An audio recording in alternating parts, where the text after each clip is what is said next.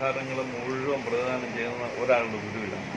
അപ്പോൾ പ്രഭാകര സിദ്ധയോഗി എന്ന് പറയുന്ന ആ മഹാഗുരുവിനെ കണ്ട എൻ്റെ അനുഭവം മാത്രം ഇപ്പം ഞാൻ പറയാം.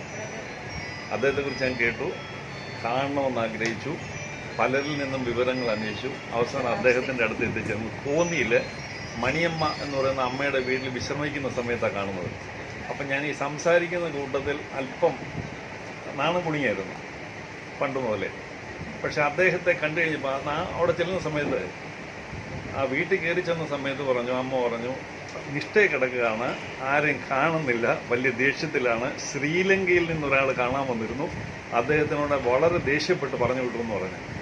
അപ്പം എനിക്കൊരാകാംക്ഷ, ഇത്തിരി സാഹസ്യതകളുണ്ട്, റൂമിനകത്തേക്ക് അങ്ങ് കയറി ഇങ്ങനെ ഒരു നോട്ടം നോക്കി. ആ നോട്ടം എന്ന് പറയില്ല, ഇലക്ട്രിക് ഷോക്ക് പോലെ ഞെട്ടിപ്പോയി, സത്യത്തിൽ ഞെട്ടിപ്പോയി. പുറത്തിറങ്ങിയിരുന്നു. അപ്പോൾ എൻ്റെ കൂടെ ഒരു വിശ്വംബര സ്വാമി ഉണ്ടായിരുന്നു, അദ്ദേഹം കുട്ടനാട്ടിൽ നിന്ന് വന്നതാണ്. എന്നിട്ട് ഞങ്ങൾ രണ്ടുകൂടെ അവിടെ നിന്ന്. അപ്പോൾ അമ്മ പറഞ്ഞു, ഉണ്ണാ സമയമായി, ഈ ഇവിടെ ഒരു വ്യവസ്ഥയുള്ളത്, ആര് വന്നാലും ഭക്ഷണം കൊടുക്കണം, അപ്പോൾ ഭക്ഷണം കഴിക്കാൻ പറഞ്ഞു. അപ്പോൾ ഒരു സംശയം ചോദിച്ചു, എത്ര പേര് വരും, വരുന്നവർക്കെല്ലാം ഭക്ഷണം കൊടുക്കും? അതെ, അതിനുള്ള സാമഗ്രികൾ തീർന്നു കഴിഞ്ഞാൽ ആരെങ്കിലും അറിയാത്തവർ കൊണ്ടുവന്നോളൂ എന്ന് പറഞ്ഞു. അങ്ങനെ ഭക്ഷണമൊക്കെ തന്നു, ഭക്ഷണം കഴിച്ചു. ഒരു 5 മണിയാകാറായി. പോകാനായിട്ട് മനസ്സ് വെമ്പൊന്ന് പോകണം. ഒരാകാംക്ഷയോടെ പോകുന്നതിന് മുമ്പ് ഒന്നുകൂടെ എത്തി നോക്കിക്കളയാമെന്ന് വെച്ചു.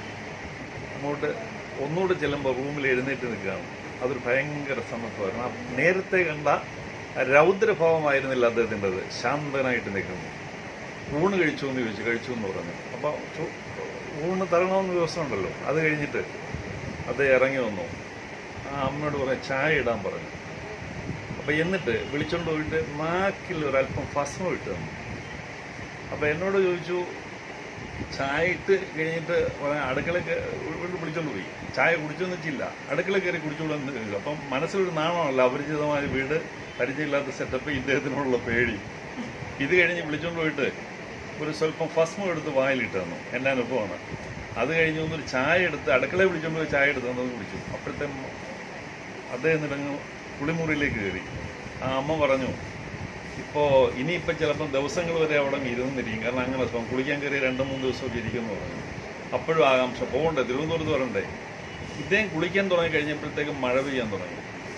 മഴ പെയ്യാനുള്ള അന്തരീക്ഷമല്ല നേരം, ശരിക്കും മഴ അങ്ങോട്ട് പെയ്യാൻ തുടങ്ങി. ഇത്തിരി കഴിഞ്ഞു, മഴ തോന്നു. പുള്ളി പുറത്ത് വന്നു.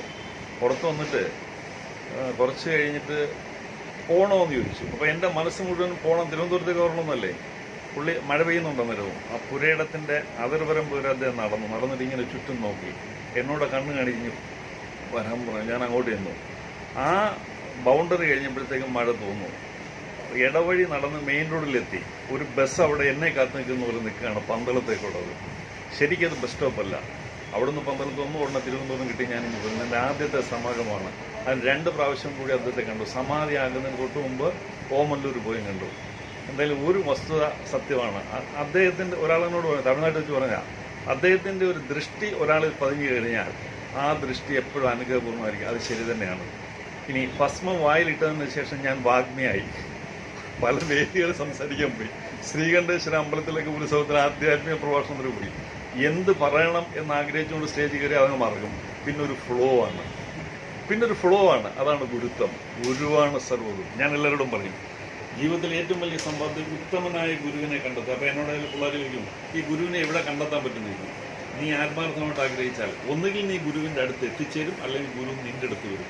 എപ്രകാരമാണോ ചട്ടമ്പി സ്വാമി, കുഞ്ഞൻ ചട്ടമ്പി എല്ലാം അറിഞ്ഞിട്ടും പൂർണ്ണമായില്ല എന്ന അസ്വസ്ഥതയോടുകൂടി നാഗർകോവിൽ വടിവീശരത്ത് എച്ചിൽ തൊട്ടിന്ന് എച്ചിൽ വാരി തിന്നുന്ന ഒരു മനുഷ്യജീവിയെ കണ്ടപ്പോൾ അതിലെ ദിവ്യത്വം മനസ്സിലാക്കി അടുത്തോട്ട് ചെല്ലുന്നു. ഇദ്ദേഹം കുറേ പട്ടികളും കൂടെ ഉണ്ട്.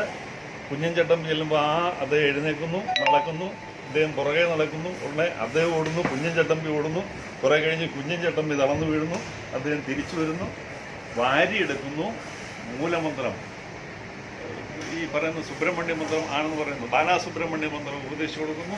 അപ്പം ചിത്യൻ്റെ ഹൃദയഗ്രന്ഥി എന്ന് പറയുന്ന ശ്ലോകത്തിൽ എഴുതിയിട്ടുണ്ടല്ലോ, ഈ എല്ലാ ബന്ധനങ്ങളും കഴിഞ്ഞിട്ട് സ്വയം അങ്ങ് അത് ഉയരുകയാണ് എന്നതുപോലെ ഗുരുവിനെ നമ്മൾ ആത്മാർത്ഥമായിട്ട് ആഗ്രഹിച്ചാൽ ഒന്നുകിൽ ഗുരു നമ്മളെടുത്തിട്ടും അല്ലെങ്കിൽ ഗുരുവിൻ്റെ അടുത്ത് നമ്മളെടുക്കും.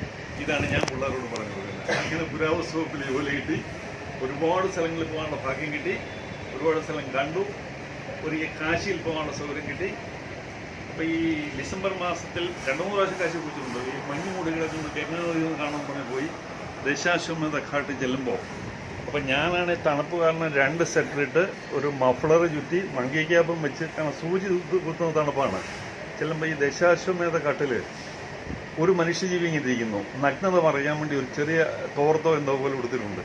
അപ്പം ഞാൻ അവിടെ ഒന്നുകൂടി ചിന്തിച്ച്, ഭഗവാനെ, ഈ തണുപ്പ് പോകാൻ വേണ്ടി ഇത്രയും സ്വെറ്ററും ഇട്ട് മഫ്ളറും ചുറ്റി മങ്കി ക്യാപ്പും വെച്ച് വന്നിരിക്കുന്നത് ഞാൻ, ഇതൊന്നും ഇല്ലാതെ ഒരു ജീവിതമായിരിക്കുന്നു, ഇതേ മനുഷ്യനാണോ എന്നിങ്ങനെ ചിന്തിച്ചു.